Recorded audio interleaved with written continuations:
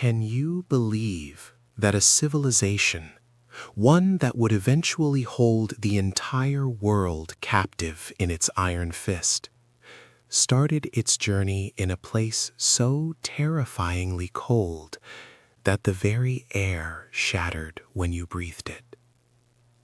This isn't just a story about history. This is a catastrophic chronicle of how absolute frozen misery forged the single most destructive fighting force the Earth has ever known. All beginning with a single, fragile circle of felt in the middle of a screaming, empty darkness. Forget your comfortable blankets and your central heating. Imagine a night where the temperature drops so fast, so violently, that the stars themselves seem to freeze and stop twinkling, hanging like shattered diamonds in the pitch-black void. This was the Mongolian steppe circa 1200 CE, a landscape less like a homeland and more like the icy, indifferent waiting room of the afterlife. The wind wasn't a breeze, it was a hungry spirit, howling across thousands of miles of flat, frozen tundra, a relentless, razor-sharp enemy seeking out any warmth to extinguish it forever. And huddled against this cosmic terror were the tribes, locked inside their tiny, dome-shaped prisons of wool and smoke, the yurts or gers. Every single night was an active battle for survival, a high-stakes, breathless gamble against the overwhelming, murderous power of the great Siberian high-pressure system. Inside the yurt, the air was thick, suffocating, and alive with the smell of scorched mutton fat, unwashed wool, and the nervous sweat of a family knowing that if the fire died, they died with it. It was a suffocating paradox. The air outside could instantly kill you, but the air inside was barely keeping you breathing. This nightly ritual was the crucible. These people didn't just endure the cold, they weaponized it. They understood its language. It trained their senses, honed their desperation, and taught them that weakness was the one luxury they absolutely could not afford. And tonight, the cold had decided to up the ante. The young man, who we cannot yet name, but whose destiny was already etched into the frozen ground, lay close to the central hearth, his eyes wide open, tracing the smoke hole above. The only source of light was the dying embers, casting long, dancing shadows that made the rough felt walls seem to writhe like living monsters, reflecting the anxiety gripping the small family unit. A catastrophe no one saw coming, yet one they were always prepared for, was unfolding outside. The blizzard, which had been merely threatening earlier in the day, had transformed into a monstrous buran, a sudden, violent maelstrom of snow and ice shards driven horizontally at speeds that could strip flesh from bone.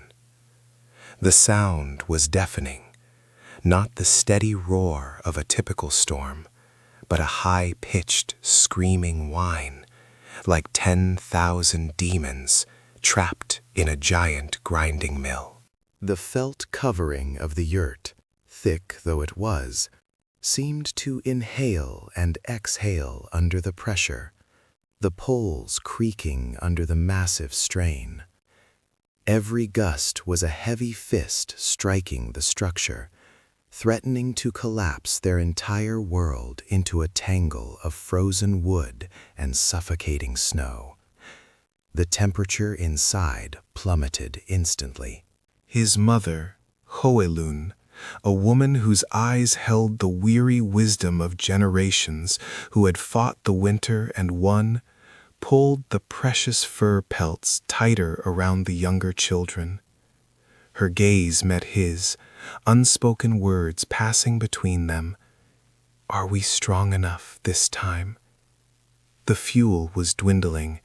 They had only enough dried dung, the precious argol, to last maybe another 2 hours, certainly not until dawn, which was still half a lifetime away in this impossible darkness. The true terror of the steppe wasn't the attacking enemy tribe. It was the slow, creeping realization that the very earth had decided to reclaim you. The cold was a patient predator, testing the seals on the door flap, looking for the smallest pinprick of warmth to exploit. Suddenly, a sound cut through the screaming wind, a sound so unnatural it made the boy's heart leap into his throat. The distinct, wet tearing of stressed material. A piece of the outer felt, frozen brittle by the -40-degree air, had ripped near the base. Immediately, a spear of icy air shot into the yurt, snuffing out a candle stub and swirling the precious fire smoke into a chaotic, choking mess. This was it, the breach. If they did not seal it in the next minute, their internal warmth, their life essence would dissipate, and the frost would begin its quick, merciless work. The fire would die, and they would become statues in the morning. His father, Yasuge, had been killed by rival tribes just a short time before, leaving this young man as the sole protector of his family against both human enemies and the wrath of the very gods of the cold. This single, terrifying moment, this gaping hole in the fabric of their shelter, was the defining moment that stripped away any remaining traces of childhood innocence. He didn't just have to survive the night. He had to physically fight the impossible, murderous cold, proving to the unforgiving steppe that he was worthy of life, or die trying to patch the hole that threatened to swallow his entire lineage. The making of a monster or a legend always starts with a desperate, frozen breath. The fate of millions, the future map of the world, hinged entirely on whether this teenage boy could find a piece of frozen leather strong enough to plug the deadly wound in their collapsing world before the shadow of the deep night claimed them all. The boy's fingers, already numb and useless white claws, fumbled at the mouth of the tear, a jagged split in the thick, smoked felt that shielded them from the Arctic abyss outside. The cold air pouring through was not a draft. It was a physical invasion, a howling phantom driving the inner temperature down to the kill zone in minutes. He gripped the slab of frozen leather, harder than iron, praying that the meager heat radiating from the small central tuduk stove hadn't completely vanished into the void. This was the price of survival on the steppe, not fighting beasts, but fighting physics itself. The felt, soaked with grease and smoke from decades of nomadic use, was supposed to be impenetrable, but the extreme contraction of the materials under the perpetual frost had created a fault line, a fatal flaw in their tiny, constructed universe. He mashed the rigid patch in place with the heel of his palm, a searing agony shooting up his arm as the frozen material cut into his flesh. But the draft slowed, replaced by a terrifying, tense silence that was somehow worse than the wind. The dome of the Gur was their entire cosmos, a circular shield built from willow lattice, kana, and layers of heavy sheep's wool felt, dace, all cinched tight with horsehair ropes. But felt, while miraculous, was only ever a delaying tactic, a temporary membrane holding back geological forces. The moment the fire dimmed, the thermal barrier failed instantly, and the frost began its relentless creeping march inward from the wooden floorboards up the lattice frame, seeking out warmth to devour. Every Steppe family knew the brutal, unwritten rule. The floor freezes first, stealing the heat from your feet. Then the walls, chilling the blood in your limbs. Then the air itself, seizing the moisture in your lungs. He had to wedge the leather, not just against the hull, but against the powerful negative pressure differential sucking the life out of their enclosed space. A phenomenon they understood instinctively without knowing the scientific name. The immediate danger was contained, but the clock kept ticking louder inside the boy's head. His mother, huddled beside the meager fire pit, looked less like a human and more like a statue carved from unrelenting anxiety, her eyes red from lack of sleep and the stinging smoke. Their true enemy was the fuel supply. They relied on argol, dried animal dung, laboriously collected and stacked like precious ingots during the summer months when the sun held dominion.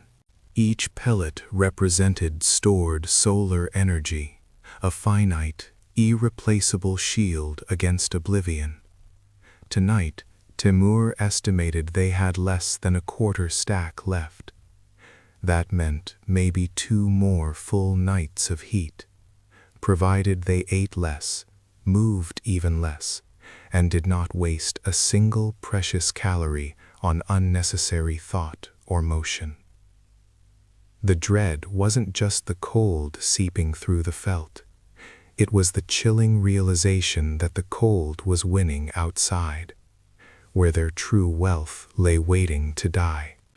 The Zud, the dreaded disaster winter, had settled in early, and with a malicious intensity few elders could recall in a lifetime of hardship.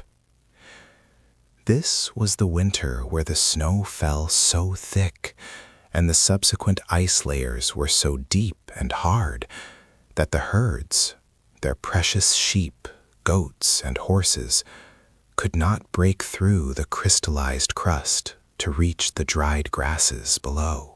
Their entire livelihood was imprisoned beneath an armored sheet of unforgiving ice, and the animals were already beginning to collapse from starvation and hypothermia, becoming walking skeletons caught between the crushing white ceiling and the iron floor of the steppe. If the animals died, the family died. It was a terrifying, simple mathematical certainty playing out in the frozen silence just beyond the felt wall. The silence itself was a weapon. In a normal winter, you heard the soft crunch of snow under the animals' hooves, the distant howl of wolves, the reassuring sounds of life continuing. Now there was only a dead, heavy stillness, punctuated only by the nervous, wet crackle of the argol fire, trying desperately to hold back the tide, and the shallow, rhythmic breathing of his younger siblings bundled tightly in pelts against the lattice wall. Temur looked at the family's meager winter stores, a few scraps of smoked meat, so hard it had to be chipped away with a knife, and the thick, frozen block of fermented mare's milk, erog, utterly useless until they could dedicate precious fire time to melting it down. Survival hinged not on grand strategy or heroism, but on the ruthless micromanagement of moisture and heat. Too much moisture meant clothes froze instantly when they stepped outside, ripping the skin off the wearer. Too little meant dehydration, which accelerated hypothermia's deadly grip faster than outright starvation. They lived in a constant, low-grade fever of calculated risk.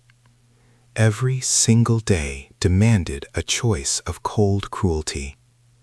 Should they ration the last handful of dried curds, knowing that the baby desperately needed the fat and protein? Or save that energy for the adult hunter, knowing that if he failed to secure more meat, everyone starved the following week? This constant, merciless calculation, this pitiless triage of life, was the curriculum of the steppe. It didn't teach mercy or compassion. It taught cold, efficient, almost mechanical survival. Timur felt the cold not just in his bones, but deep in his mind. It was sharpening his focus, stripping away the soft, useless edges of childhood innocence, hardening him into something necessary and terrifyingly resilient.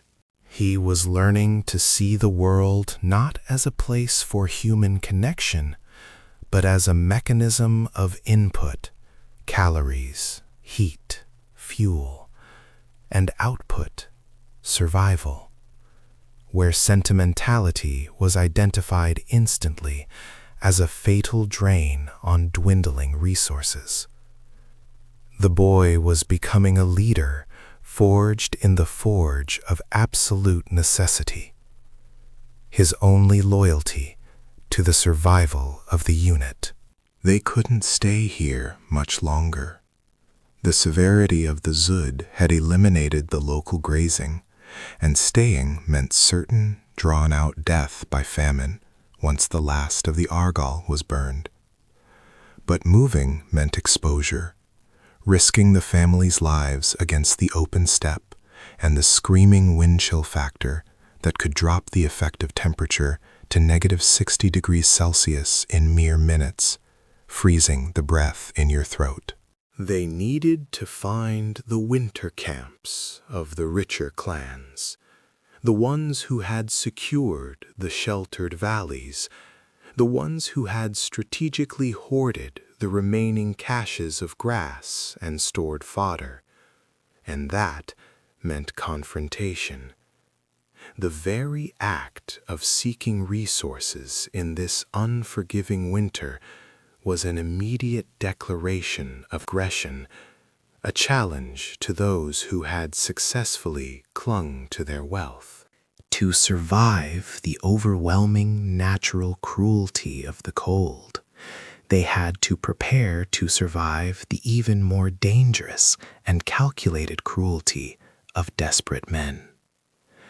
Temur finally wrapped himself back into his thickest wolf pelt, but sleep was impossible, a luxury they couldn't afford. He lay there, listening to the vast, silent, predatory night pressing against the thin felt wall, knowing that tomorrow the choice would be made.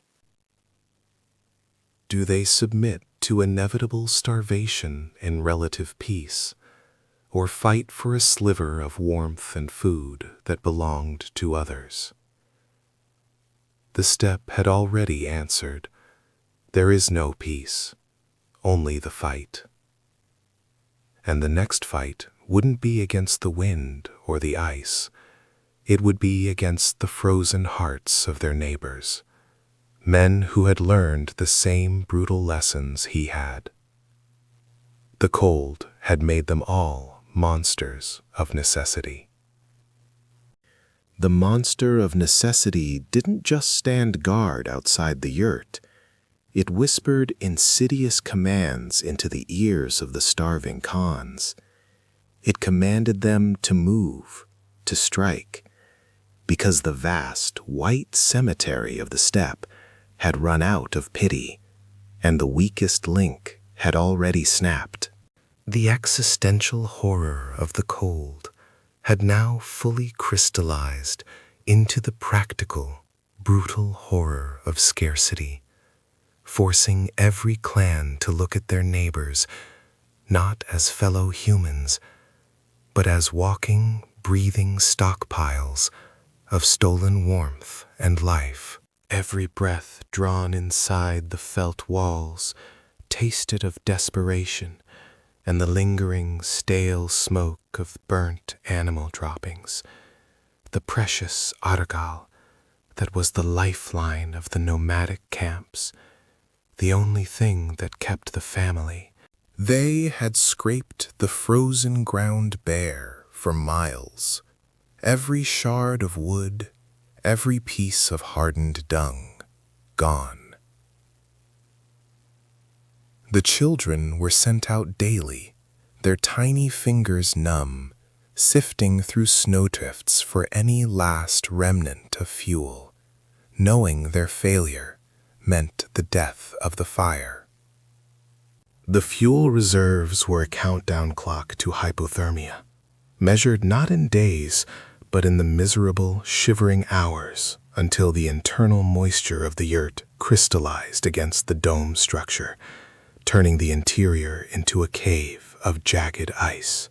The lack of fuel meant they couldn't boil water long enough to truly purify it, leading to the low, insidious illnesses that picked off the very young and the very old with merciless efficiency, softening the tribe for the final killing blow. Their young leader, Temujin, knew the true meaning of scarcity. Not just the lack of meat, but the agonizing absence of fat. Fat was warmth. Fat was energy. Fat was the only thing that stood between a man and the irreversible spiral into the sleep of the frozen. His own body felt hollow, a drum skin pulled taut over bone, and he watched his prized hunting dogs turn listless, their breath pluming white and shallow, knowing that soon they too would become part of the calculation. His scouts returned with eyes sunken deep into their skulls, reporting only tracks of phantom wolves and the terrifying emptiness where herds of gazelle and wild ass should have been sheltering, having migrated or died off entirely under the unnatural severity of the season. The animals were not just food. Their pelts were the second layer of defense, their tendons the binding for weapons, their bones the tools for survival. And now the steppe had withdrawn them completely, leaving the humans exposed and shivering. But the emptiness wasn't the greatest threat. The cold had successfully separated the weak from the strong, but now it was forcing the strong into a collision course, a zero-sum game played on an ice sheet, where the winner claimed life, and the loser claimed oblivion. To steal was not a crime. It was biological imperative. To kill the competitor was not malice. It was resource management, a necessary cruelty dictated by the laws of thermodynamics and hunger. The steppe was now fully weaponized.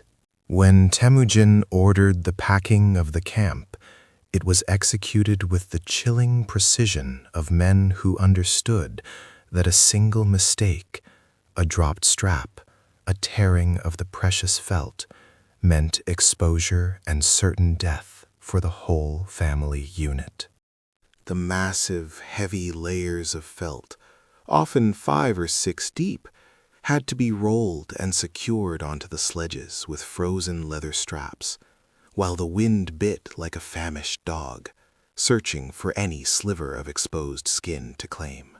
The gur was everything. A portable fortress, the symbol of their continued defiance against a universe that wanted them dust. Yet it was painfully vulnerable, a beacon of smoke visible for 10 miles across the flat, unforgiving terrain. They moved slowly, cautiously, not seeking better grazing.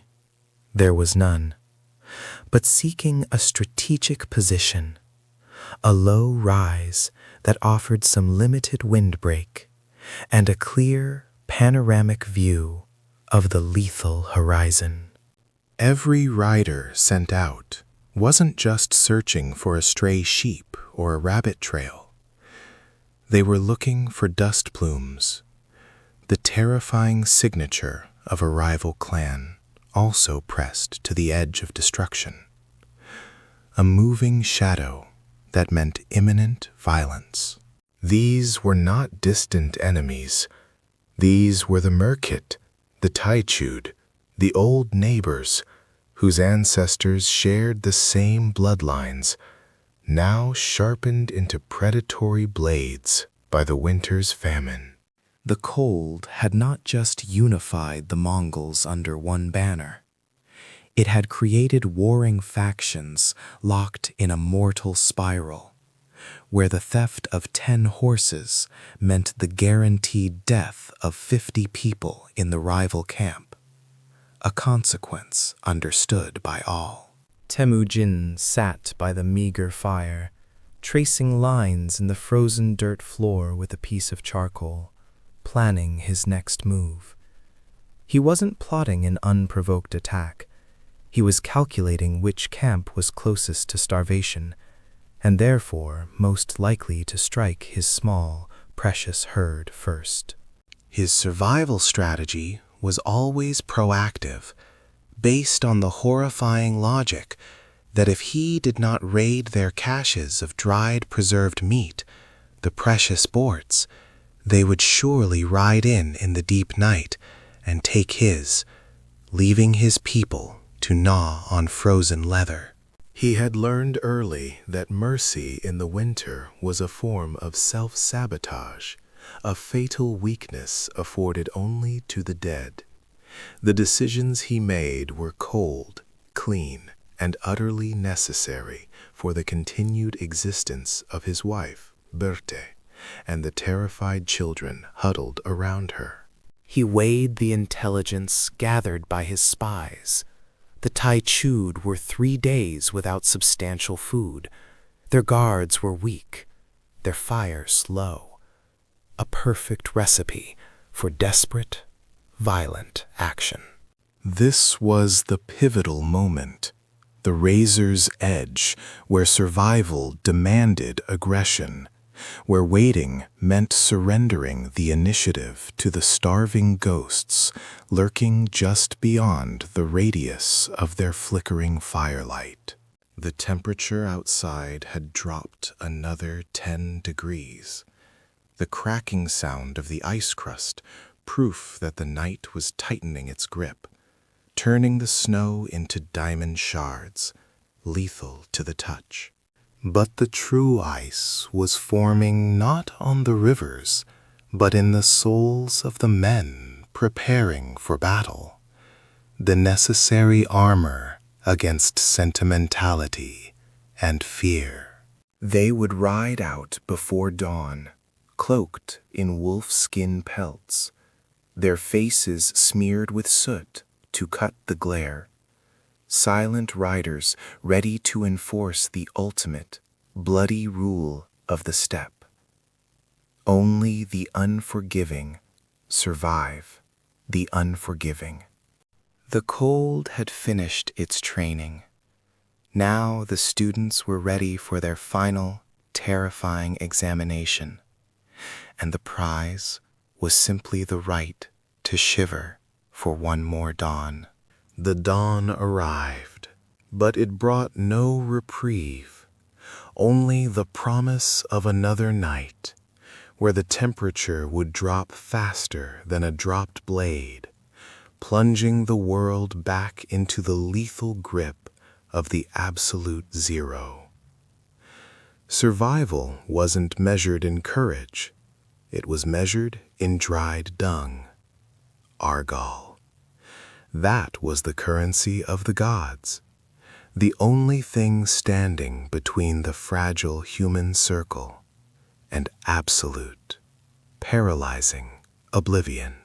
They needed mountains of it, but the steppe was a vast frozen vault, yielding only pitiful, brittle chips, forcing the entire clan into a desperate, silent war for fuel. Every neighbor, every rival tribe was locked in this fundamental equation: burn or freeze.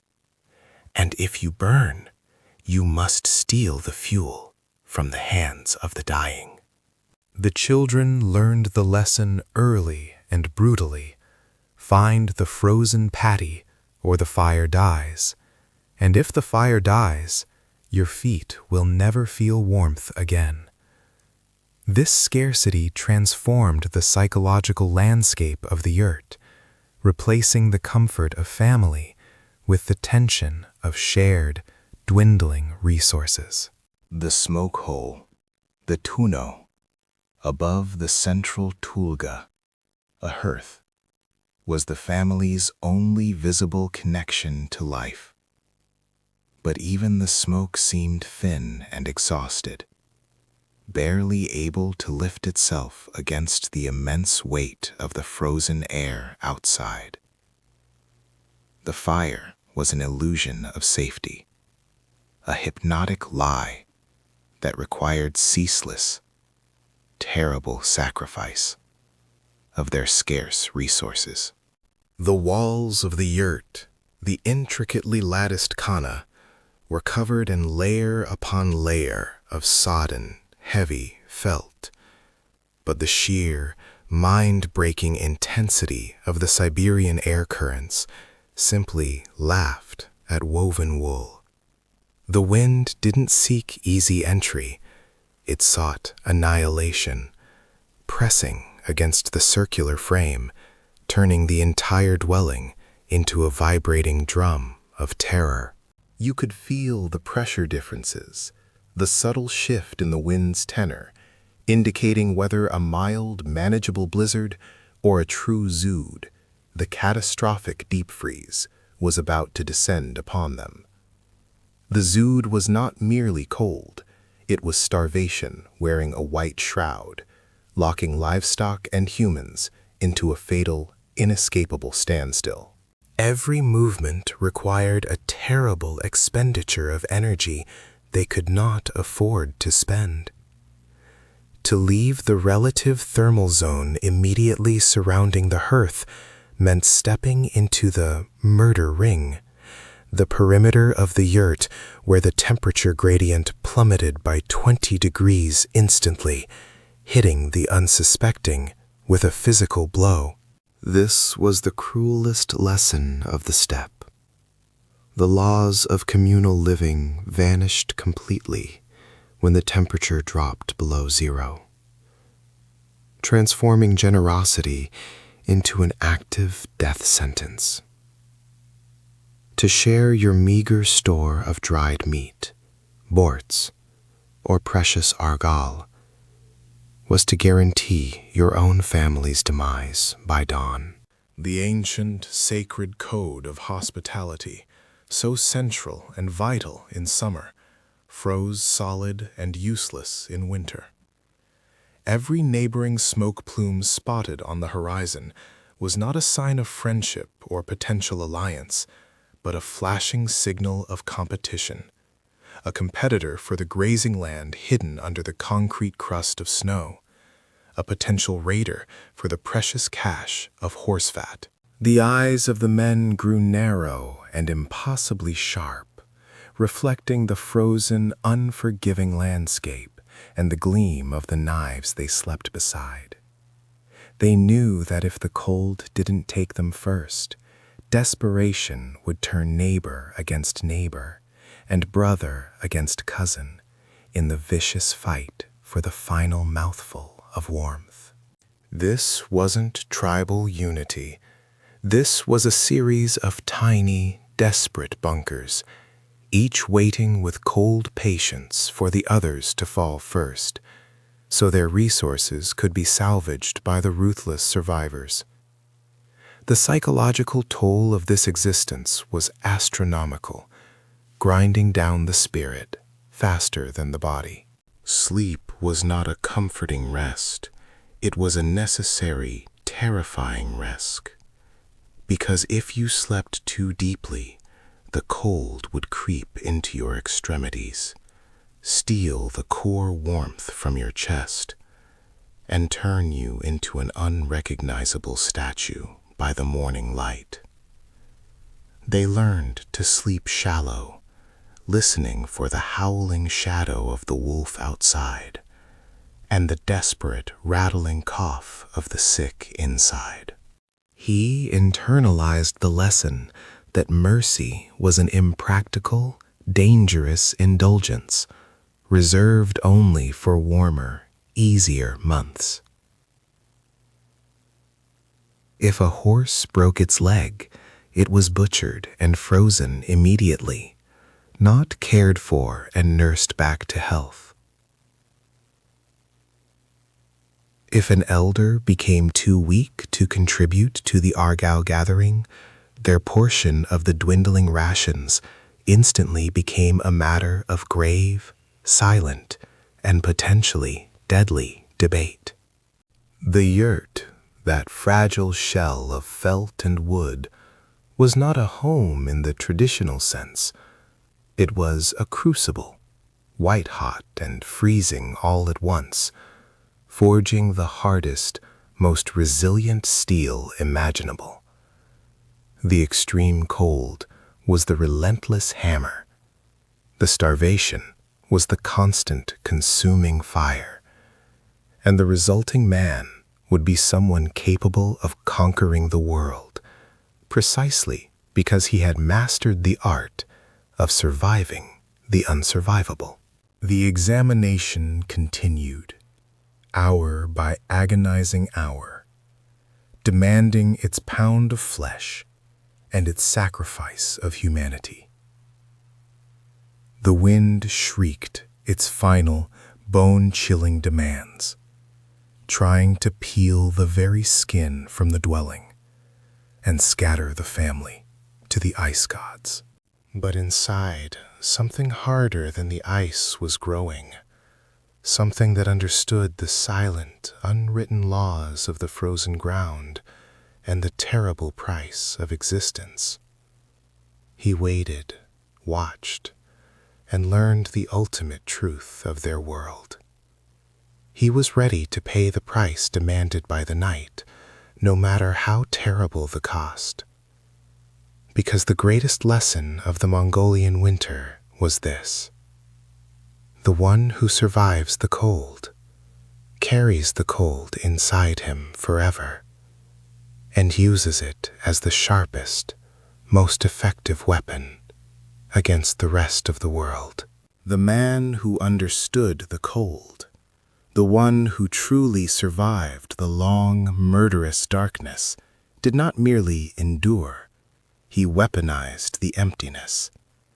The greatest danger was not the blizzard that ripped the felt from the lattice walls, nor the frostbite that claimed the fingers of the sleeping elderly, but the terrible, agonizing realization that survival was a zero-sum played out in the stark white arena of the eternal steppe.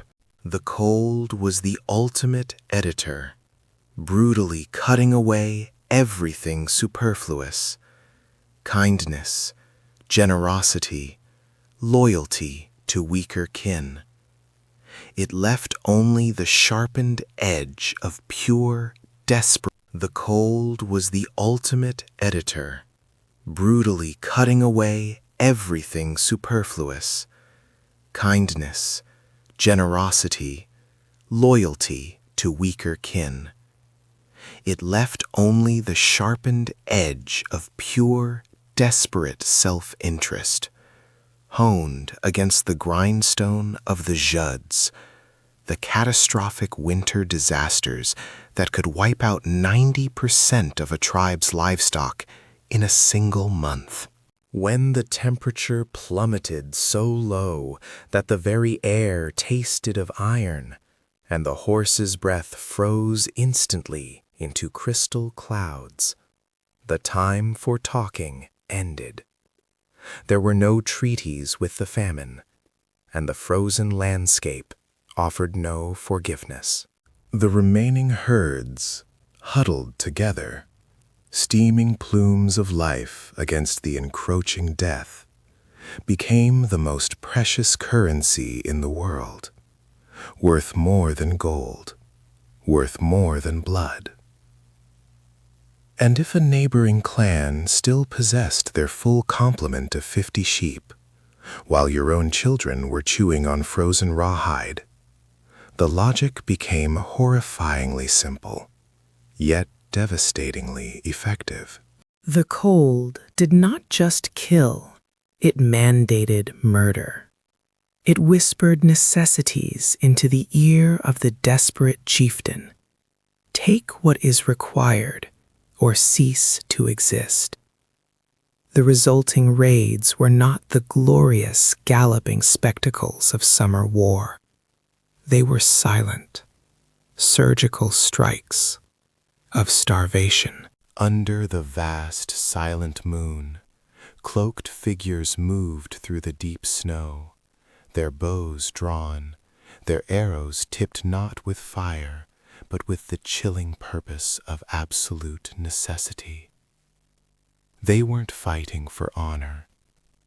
They were fighting for the last scraps of frozen fat, and the chance to burn argol, the dried dung, for one more night of life-giving warmth inside the frail yurt. The leader, whose spirit was now a glacier of resolve, understood that the critical resource was not the herd itself, but the morale of his own people. If despair set in, if the men looked into the eyes of their starving wives and saw defeat, the collective will would shatter, and the cold would consume them all, from the inside out. He had to be the immovable center of the storm, the embodiment of the cold he had absorbed. His decrees became absolute, enforced with a severity previously unknown in the loosely organized nomadic structure. Any man hoarding dried meat, any woman complaining too loudly, any warrior showing fear of the enemy's shan, they were liabilities. And liabilities in the winter were a fast track to death for everyone. The legend being forged was not one of mere bravery, but of uncompromising, terrifying efficiency. He didn't just kill the enemy. He killed the idea of weakness within his own ranks. This was the genesis of the Iron Law, the core of the future great code of the steppe. Discipline forged in the furnace of the winter yurt. Loyalty was not an emotion, it was a mandatory function of survival. Betrayal of the tribe's resource management or stealing from the collective stores was not punishable by a beating, but by immediate execution. The bodies were left outside, a chilling, frozen testament to the price of disobedience, serving as markers in the snow, stark warnings against the chaotic impulses of hunger. The cold preserved the lesson perfectly. The leader watched, his eyes narrowed against the biting winds as the internal structure hardened. He learned that fear of the internal authority was often a more potent weapon than fear of the external enemy. If his own people feared his wrath more than they feared the freezing night, they would obey. And obedience meant coordinated survival. He began to identify the clans that, due to their weaker leadership or poor grazing choices, were destined to collapse before the spring thaw. These were not just potential victims for raids, they were time bombs of desperation. If they survived too long, they would simply collapse onto his own tribe, dragging everyone down in a final anarchic struggle. The ultimate strategic move of the winter was preemptive, to eliminate the weakened competition now, while they were predictable and brittle, before the first sign of spring could inject false hope and renewed fighting spirit into their frozen veins. The yurts of the desperate became targets, not shelters. The air itself had solidified into a crystalline weapon, a spectral predator stalking the edges of the encampment. It didn't just kill, it meticulously cataloged its victims, checking off the weak, the old, and the foolish who dared to sleep without an extra layer of stolen hide. This was the true census of the steppe, audited not by men, but by the howling north wind. And the deficit was growing faster than any shaman could soothe the frayed nerves of the clan. Every sunrise brought the gruesome tally, fingers lost to black frostbite, lungs seized by the dry Arctic gasp, and the inevitable, silent loss of a child during the midnight hours. The chieftain, the architect of survival, knew the old methods had failed. The precious supply of birch bark and scrub wood was long exhausted, and the meager piles of argol, dried dung fuel, were dwindling to dust, forcing them to ration the heart fire, freezing their extremities just to thaw their core for a few agonizing hours. Inside the dome of felt, the air was thick with smoke and desperation.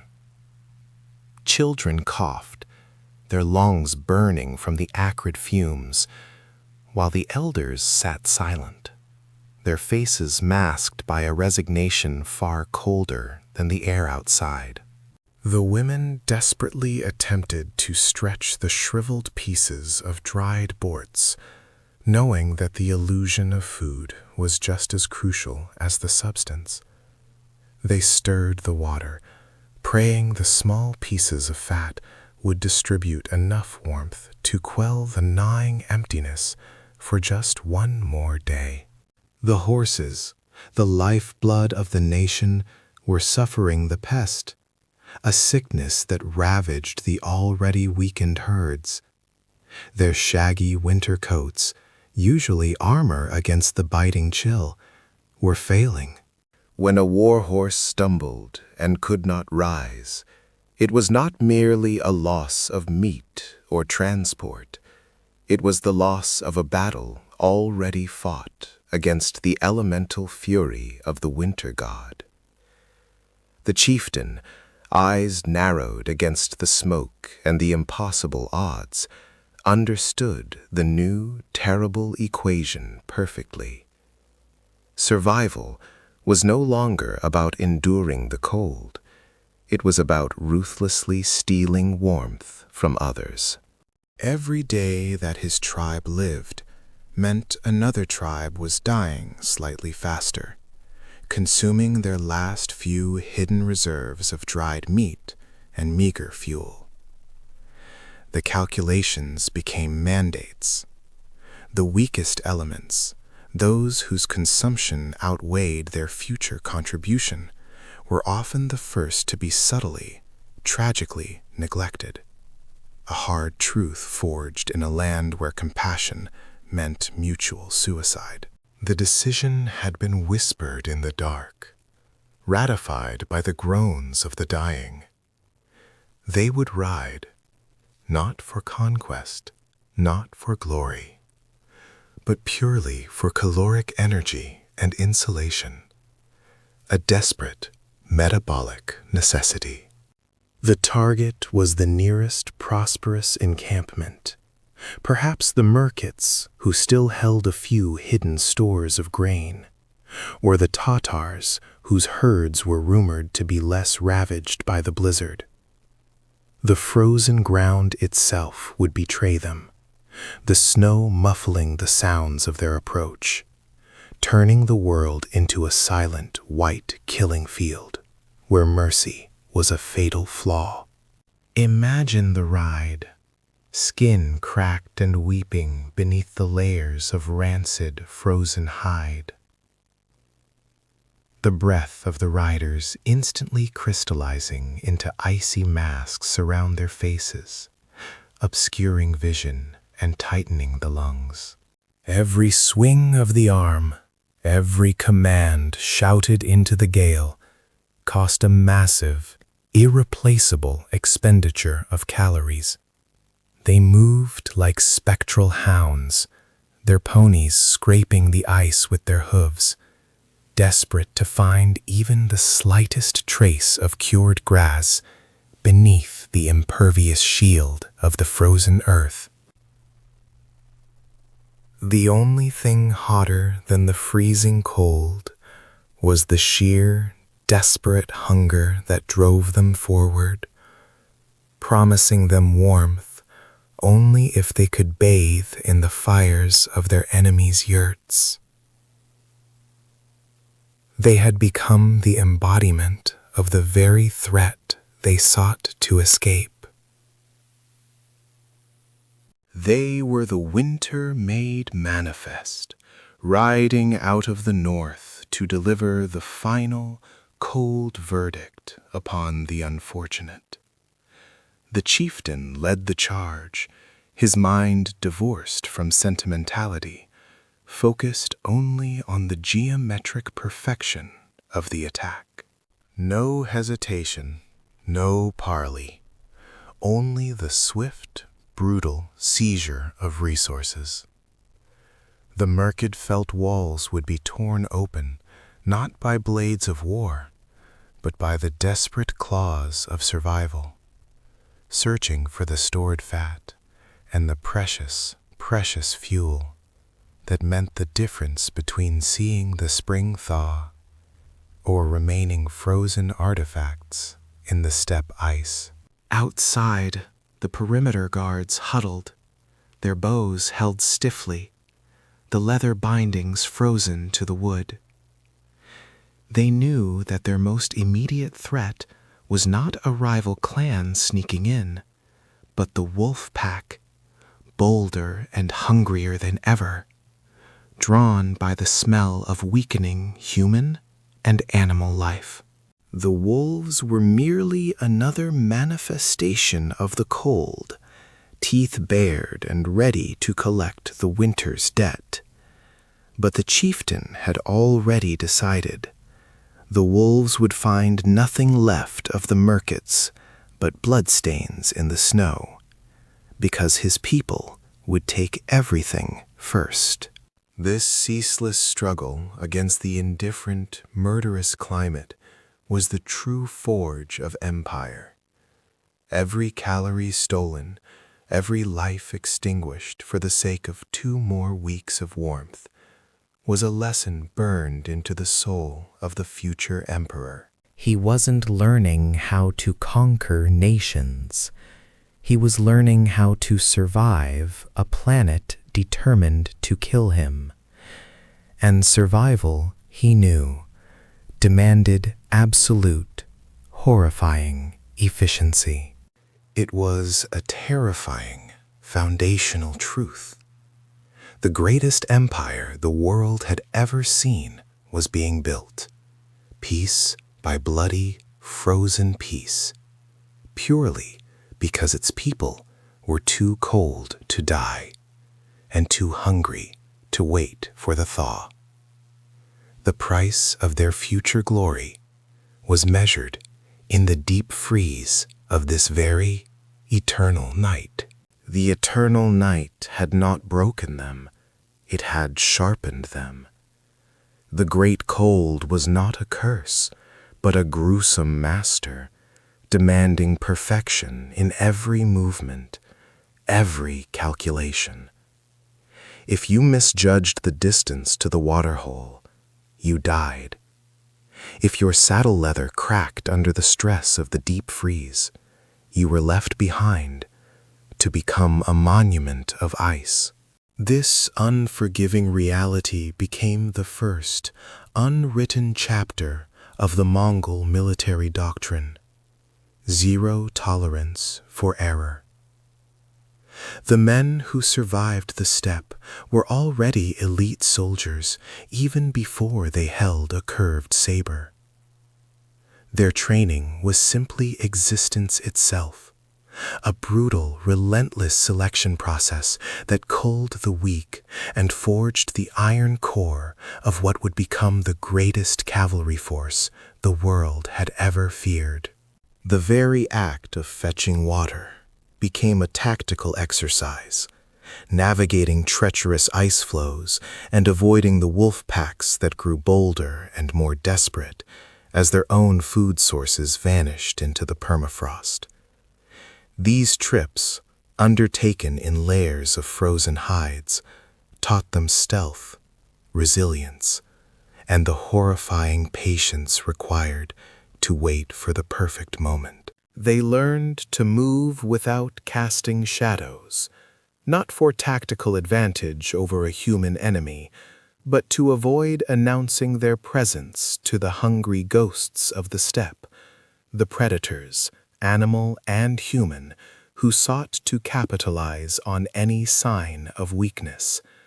Their famous mobility was first and foremost a strategy of evasion against the elements themselves. The skills required to simply live through this perpetual frozen siege were the exact skills needed to conquer the world. Consider the Mongol archer. He was not just aiming at a target. He was aiming to secure the single vital kill that meant the difference between the tribe eating or starving. His bow, built from horn, sinew, and wood, was a miracle of engineering, requiring specialized care to prevent catastrophic failure in sub-zero temperatures. That complex weapon had to be drawn with gloves thin enough to allow for precise release, but thick enough to prevent the metal arrow knock from tearing the flesh off their fingers, or worse, leaving them instantly frostbitten and useless. The margin for error was less than zero. They learned to shoot while their horses were running flat out, not for sport, but because slowing down meant inviting frostbite to claim the unprotected flesh around their eyes and mouths. This was the origin of the famed Parthian shot, a desperate maneuver born of the need to maintain momentum and speed, always escaping the grasping fingers of the White Death. Every successful hunt in the winter was a miniature campaign: reconnaissance, finding tracks buried under packed snow; logistics, moving the carcass back without freezing it solid instantly; and execution, a swift, silent kill. They learned coordinated movement and discipline not from a drill sergeant, but from the immediate, fatal feedback loop of the steppe. Inside the smoky, felt-lined haven, the Khan was not merely a leader. He was the chief logistician, the absolute ruler of resources. His power was absolute, not because of divine right, but because inefficiency meant mass death. Every ounce of dried meat, every block of compressed fuel, argo, every square inch of tanned hide had to be accounted for, rationed, and protected with ruthless efficiency. There was no democracy of sustenance.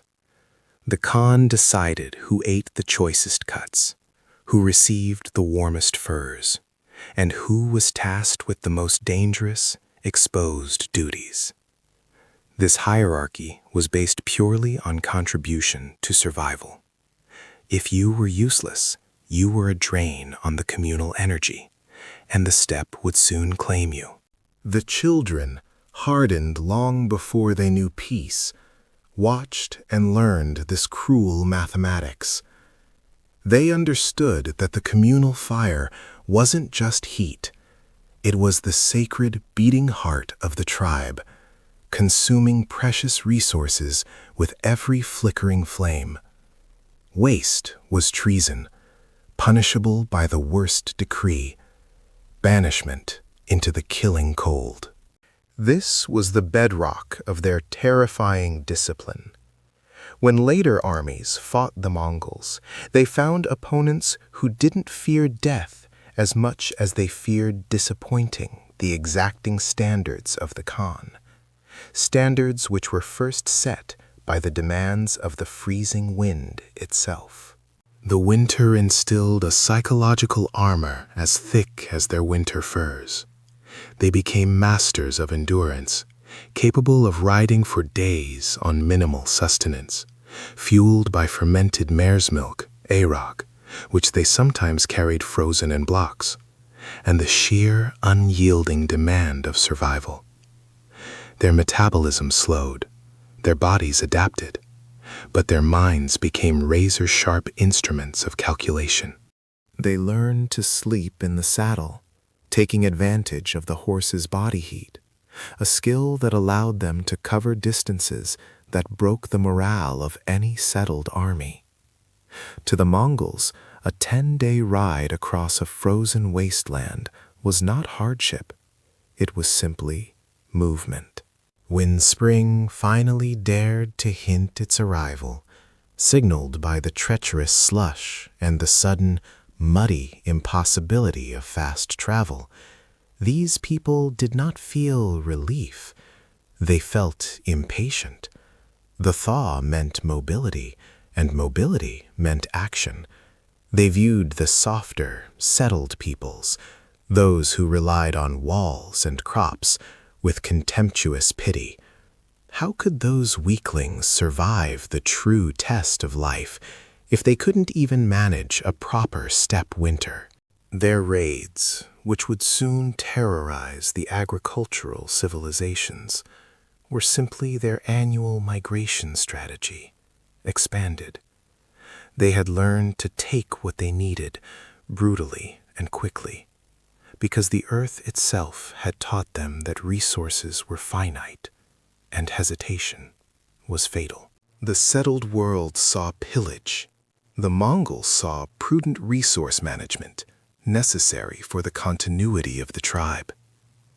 The frozen cycle had codified their morality. Success justified the means, and success was defined purely by survival. They saw the golden treasures of China and Persia not as wealth, but as the accumulated, inefficient stores of people too soft to endure the cold. And Temujin, the young man who was rapidly consolidating power out of the scattered bones of broken clans, understood this principle better than anyone. He had spent his formative years dodging assassins and surviving starvation in the harshest reaches of the Kurlan River Valley. He didn't just understand the cold, he internalized it, becoming as ruthless and unyielding as the permafrost.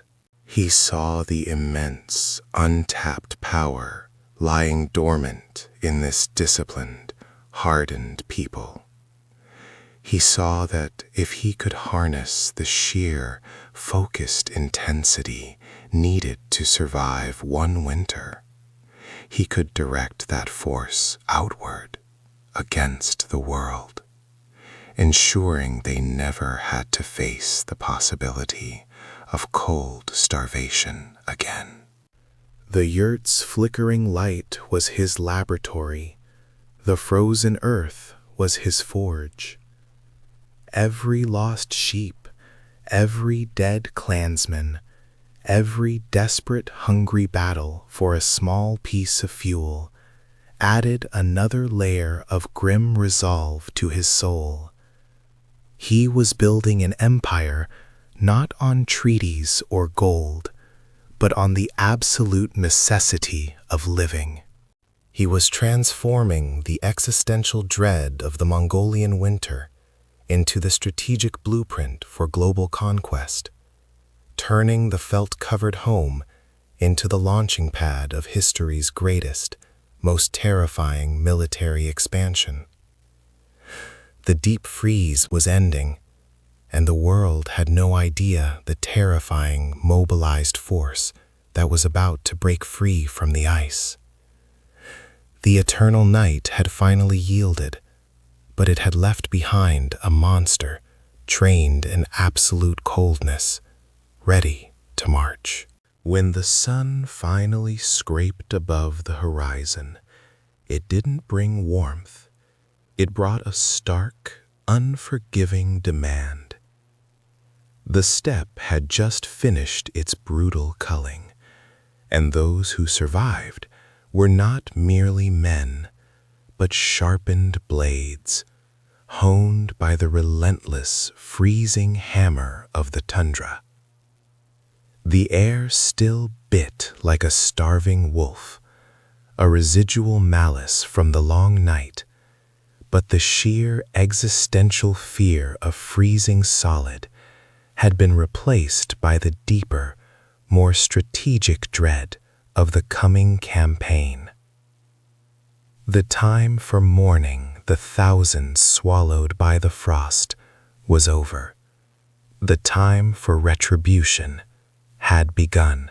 The first orders issued from the central yurt of the nascent leadership were simple, yet catastrophic in their implications for traditional tribal life. Count the dead not for grief, but for the resources they left behind.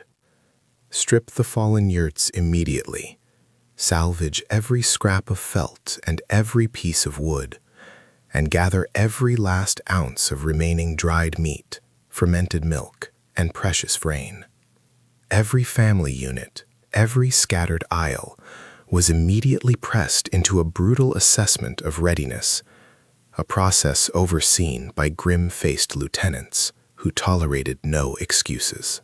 The winter had stolen their herds, consuming the weak animals and leaving only the strongest, most resilient stock, a mirror to the human population. But in exchange for the terrible loss, the cold had granted them a discipline unheard of in the fractured, squabbling clans of the past. They learned quickly that compassion was a luxury the newly awakened beast of the steppe could not afford, and that sentimentality was a deadly weakness they had purged in the ice. The weak were gone, and the strong now looked upon the vast, empty horizon not with dread of the coming summer scarcity, but with a predatory hunger for the abundance held by their less prepared neighbors. The great task was swift, brutal reorganization. This was no longer about scattered, opportunistic bandigrades. This was about mobilizing entire nations on horseback, turning a nomadic culture into a unified, relentless military phenomenon. The leader's command was absolute and enforced with swift execution. Every man who could lift a bow and sit a horse must be ready to abandon his temporary dwelling in under an hour. The thick felt gear that had saved their lives by trapping precious heat now had to be disassembled in minutes, the framework collapsing instantly. The heavy felt covers rolled tightly and strapped onto the backs of oxen and two-humped Bactrian camels, thus becoming mobile, disposable cities that traveled with the army. This level of logistical precision, this instantaneous demobilization, was utterly revolutionary. Previously, a family unit wandered based on grazing needs. Now the entire movement was synchronized, a massive, silent, living wave designed to crash upon neighboring settlements and established fortifications without warning. This transition demanded the complete obliteration of old loyalties and the severing of traditional blood ties. Kinship was now secondary to the terrifying, efficient operation of the war machine. Failure to integrate meant immediate expulsion, which was a death sentence almost worse than the cold itself. The leader, forged in the very crucible of the winter's deepest despair, understood that his greatest initial enemies were not the rival clans, but the crushing vastness of the distances they had to cover and the agonizing fragility of their supply lines.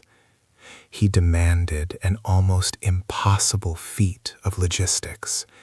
Every horse had to carry its rider, auxiliary weapons, extra clothing, and critically, enough dried curds, aurul, and strips of preserved meat, borts, to sustain a forced march of 3 days minimum without resupply. The speed of the army was paramount, and every individual was tasked with carrying the means of that speed. The code being forged in the bitter thaw was terrifying in its simplicity, echoing the severity of the frost that had just passed. Theft within the tribe, once a common nuisance, was now punishable by immediate, agonizing execution, often by breaking the spine without shedding the blood of a noble. Lying to a commander, misleading a scout, or disobeying a tactical order meant permanent exile into the very wilderness they had just barely survived, stripped of weapons and protection. The cold had purified their bodies by killing the weak.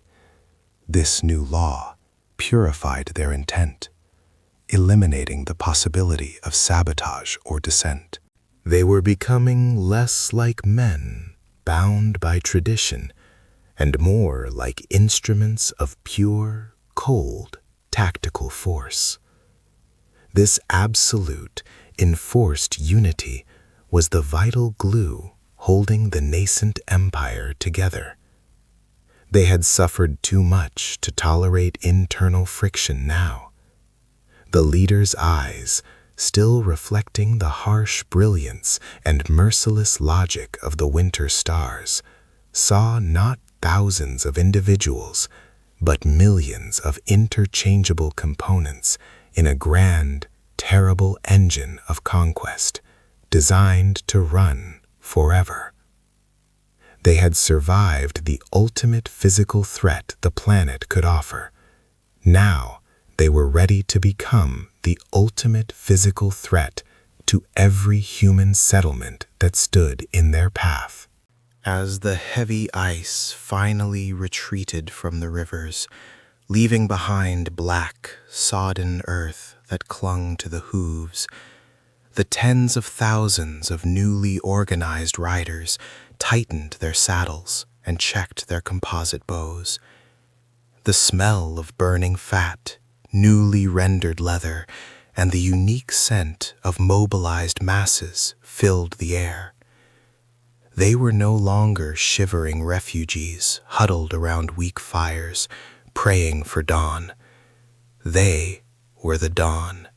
Their destination was clear, whispered between the teeth of every hardened warrior.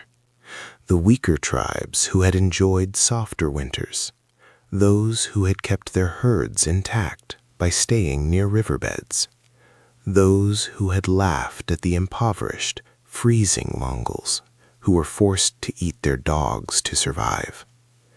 That laughter was about to be choked by the dust kicked up by the relentless cavalry charge and the taste of their own blood. The Great Khan, though the full, world-shaking title was still only a whisper on the harsh wind, had taken the lesson of the eternal frost to heart. Ruthlessness is not merely a tactic, it is the only true form of survival. And now, armed with nothing but hardened desperation and terrifying, synchronized mobility, the steppe was about to deliver its final, shattering verdict upon the settled world. The monster trained in absolute coldness had finally stretched its legs, and the sound of tens of thousands of drumming hooves meant that the spring would not bring life, but a new, absolute, and terrifying winter for their unsuspecting enemies.